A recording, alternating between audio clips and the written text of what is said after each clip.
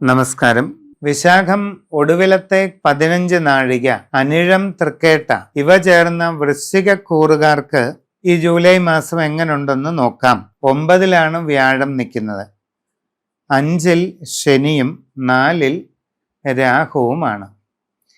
വ്യാഴം ഭാഗ്യസ്ഥാനത്ത് നിൽക്കുന്നതിൻ്റെ ഒരു പ്രയോജനം കിട്ടും. എന്നാൽ ശനിയും രാഹുവും അത്ര അനുകൂലവുമല്ല.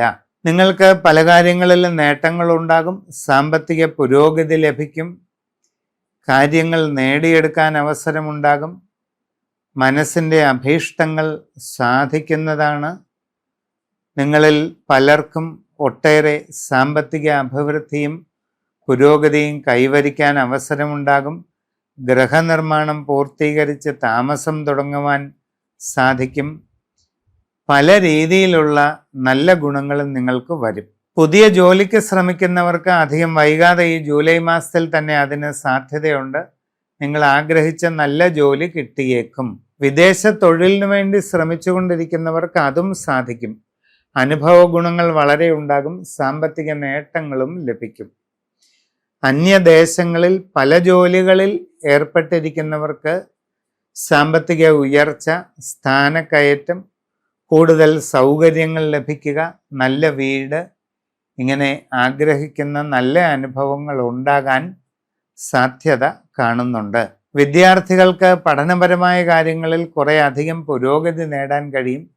അത് നിങ്ങൾക്ക് പിന്നീട് വളരെ ഗുണമായിട്ട് വരും. കച്ചവടക്കാർക്ക് നല്ല സാമ്പത്തിക പുരോഗതിക്ക് സാധ്യതയുണ്ട്.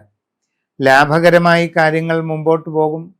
വളരെയധികം സമ്പൽ സമൃദ്ധി നേടിയെടുക്കാൻ കഴിയും. തികച്ചും നൂതന സംരംഭങ്ങൾ തുടങ്ങുവാൻ അവസരമുണ്ടാകും. അത് നല്ല വിജയത്തിലേക്ക് പോകുന്നതാണ്. അതിലൂടെ വളരെ സാമ്പത്തിക നേട്ടങ്ങൾ നിങ്ങളെ തേടിയെത്തും. നിങ്ങളുടെ ബിസിനസ് ശൃംഖലയെ കൂടുതൽ വിപുലീകരിക്കാൻ അവസരമുണ്ടാകും. നിങ്ങൾക്ക് ജീവിതത്തിൽ വളരെ പ്രധാനപ്പെട്ട ലക്ഷ്യങ്ങൾ പലതും നേടിയെടുക്കാനായിട്ടുള്ള അവസരവും വന്നു ചേരുന്നതായിട്ട് കാണുന്നുണ്ട്. ഔദ്യോഗിക മേഖലയിൽ പ്രവർത്തിച്ചു കൊണ്ടിരിക്കുന്നവർക്കും വളരെ ഗുണാനുഭവങ്ങൾ ഈ വരുന്ന ജൂലൈ മാസം ഉണ്ടായേക്കാനാണ് സാധ്യത. വിവാഹ ആലോചനകൾ നടത്തുന്നവർക്ക് ആ കാര്യത്തിൽ തീരുമാനം ഉണ്ടായേക്കും. കുടുംബത്തിൽ സ്വസ്ഥതയും സന്തോഷവും നിലനിൽക്കും. സന്താനങ്ങളുടെ പുരോഗതിയിൽ സന്തോഷം അനുഭവപ്പെടുന്നതായിട്ടും കാണുന്നുണ്ട്. നിങ്ങളുടെ ജീവിതത്തിൽ വളരെ സുപ്രധാനമായ മാറ്റങ്ങൾ ഉണ്ടാകാൻ സാധ്യതയുള്ള കാലഘട്ടമാണ്. തീർത്ഥാടന യോഗം കാണുന്നുണ്ട്. അതൊക്കെ നല്ല ഭക്തിയോടുകൂടി ചെയ്ത് പൂർത്തീകരിക്കുക. സമഗ്രമായ രാശിചിന്തയിലൂടെ ഉചിത പ്രതിവിധി ചെയ്ത് മുമ്പോട്ട് പോവുക.